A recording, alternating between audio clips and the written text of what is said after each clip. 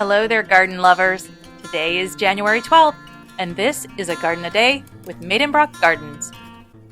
Today's garden is considered one of the most beautiful gardens in the world, and it's easy to see why, as we explore Jardín Botánico de Medellín, also known as Medellín Botanical Garden or the Joaquín Antonio Uribe Botanical Garden, located in the city of Medellín, Colombia.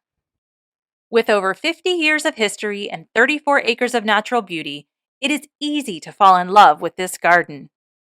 Medellín is called the City of Eternal Spring due to its year-round temperate climate. It's located in the Aburrá Valley and is surrounded by lush green mountains. Medellín is the second largest city in Colombia and is a popular tourist destination and known as a hub for high culture and art. The botanical garden began as a farm called the Bathhouse of Eden. In the early 20th century, the city acquired the land and established the botanical garden. In 1972, the garden was renamed the Joaquín Antonio Uribe Botanical Garden when the garden was expanded to include more plants, an auditorium, library, museum, and dining options. The garden is considered a living museum and highlights several different ecosystems, including wetlands, desert, and tropical rainforest. This garden boasts over 4,500 flowers and over 1,000 different plant species. There are also over 2,000 trees and 139 recorded bird species. Directly in the center of the garden, you will find a collection of orchids housed in the Orchidorama, built in 2006. This bronze archway structure spans almost a full acre and provides shade and shelter to the plants beneath. Each panel in the structure was designed to represent a petal, with the entire structure collectively representing a bouquet of flowers. The structure was also designed to direct rainwater down the legs of the structure directly to the waiting plants below. There is a butterfly house with more than 31 species of butterflies, with 10 of those native to the area. The butterfly house contains 9 species of nectar plants and 14 host plants that allow visitors to observe the life cycle of butterflies. I want to quote from the garden's website regarding the butterfly house. The quote is, "The butterfly hall occupies a special place in the garden, full of flowers inside and outside, where all audiences enjoy the beauty of the colors and the flight of these insects confused with each other among the flowers.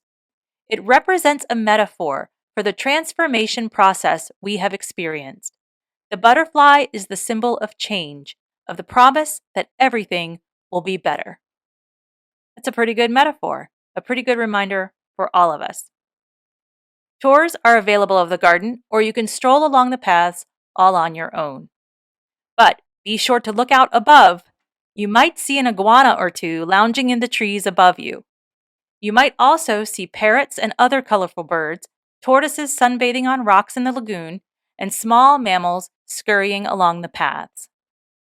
The garden is a great spot for families, couples, students, and friends to gather.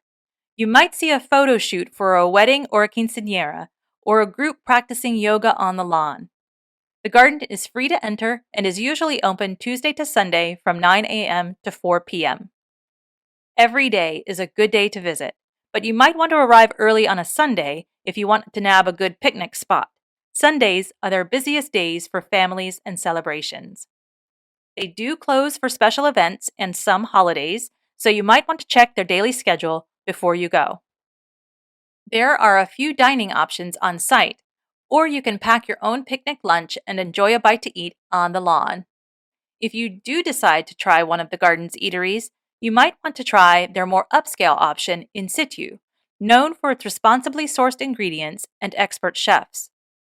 For a more casual option, you might decide on Café del Bosque for a quick burger or sandwich. If you really only need a snack or light refreshment, you will enjoy El Vagón, a converted train carriage that supplies snacks, ice cream, coffee, and other drinks. The garden hosts many events throughout the year, including concerts, festivals, and fairs. Highlights include a beer and music festival in August and a book festival in September. There's also a farmers market on the first Sunday of each month. Well, that's about it for Medellín Botanical Garden. I hope you enjoyed our little jaunt down to Colombia. Thanks for listening today. Join me here tomorrow to find out where we're going next.